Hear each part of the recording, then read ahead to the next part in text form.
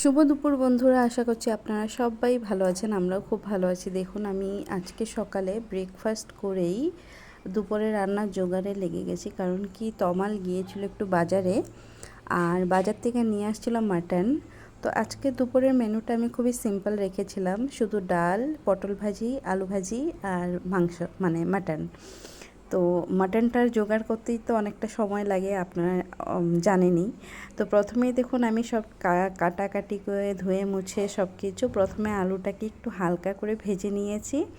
আর এখানে মাটন ছিল প্রায় 600 গ্রাম মতো, তো আমি এখানে প্রায় 400 গ্রাম মতো পেঁয়াজ কেটে নিয়েছি দেখুন।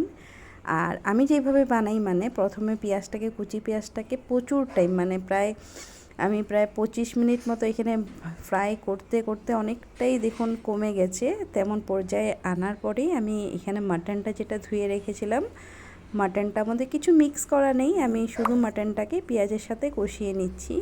এবার এটাকেও আমি ঢেকে দেবো প্রায় 20 মিনিটের মতো, কেন কি মাটন যত আস্তে আস্তে কুক করা হয় ততটাই বেশি ফ্লেভারফুল হয়। আর এখানে আমি আদা, রসুন, লঙ্কা আমি একটু বেটে নিয়েছিলাম, লঙ্কা একটু বেশি করেই দিয়েছিলাম, কালারটা দেখে বুঝতে পারছেন হয়তো। প্রায় 15টা মতো লঙ্কা দিয়েছি আমি।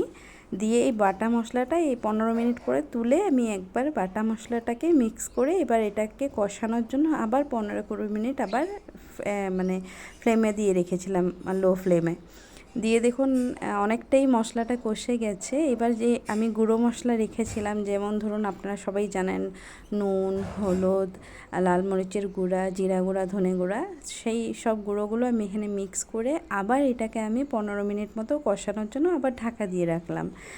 প্রায় রান্নাটাই আমি ঢাকা দিয়ে দিয়ে করেছি। মাটনটা যত স্লো ফ্লেমে যতটা করবে ততটাই নাকি টেস্টি।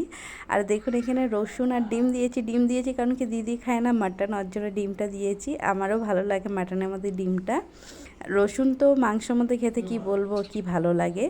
আর এখানে আমি একটু দই ফেটিয়ে দিয়েছি, দইটা একটু ঝালের কনসিস্টেন্সিটাকে একটু ব্যালেন্স করবে। আর এখানে আমি দিলাম একটু মাটন মশলা আর একটু গরম মশলা দিয়ে আলু যে ভেজে রেখেছিলাম আলুগুলো বাস এখানে অ্যাড করে দিয়েছি। কিন্তু আরেকদিকে কিন্তু আমি আমার রান্না করছি, ডাল চাপিয়েছি, ডাল হয়ে গেছে। তো এটাকে আমি কি করলাম, দুটো সিটি দেওয়ার জন্য প্রেশার কুকারে ট্রান্সফার করে দিলাম। আর দেখুন দুটো সিটির পরে কেমন দারুণ একটা কালার আসছে, কি সুন্দর হচ্ছে না কালারটা। তো এটাকে এবার রান্না তো কমপ্লিট, এটাকে এবারে দেখুন এই গামলাতে ট্রান্সফার করে নিচ্ছি পুরোটাকে। এতটা ভালো স্মেল আসছিলো, তমাল এসে বলছে যে দারুণ স্মেল আসছে। তো আমি এভাবেই রান্না করি, একটু সময়টাও কম লাগে। প্রেশার কুকারে করলে কড়াইতে করলে আর একটু হয়তো বেশি সময় লাগতো। যাই হোক, আজকে আমার রান্না কমপ্লিট আজকের মতো। তো এইটা ছিল আমার মাটনের ফাইনাল লুক, আর এটা হলো আমাদের দুপুরের থালি। তো এখানে আসে সাদা ভাত, এখানে একটু মুগ মুসুর ডাল মিক্স করে বানিয়েছে, আর এটা দেখুন পটল ভাজা, আলু ভাজা, আর আজকের শো স্টপার হলো মাটন কষা। তো এইভাবেই আমি আজকের দুপুরে রান্নাবান্না সম্পূর্ণ করে আমাদের খাওয়া দাওয়া হয়েছে। দেখে জানাবেন কেমন লাগলো। আর নিশ্চয়ই আপনারা কিভাবে বানান মাটনটা সেটা বলবেন। দেখা হবে পরের একটা ভিডিওতে। সবাই ভালো থাকবেন, সুস্থ থাকবেন। সবাইকে বাই বাই।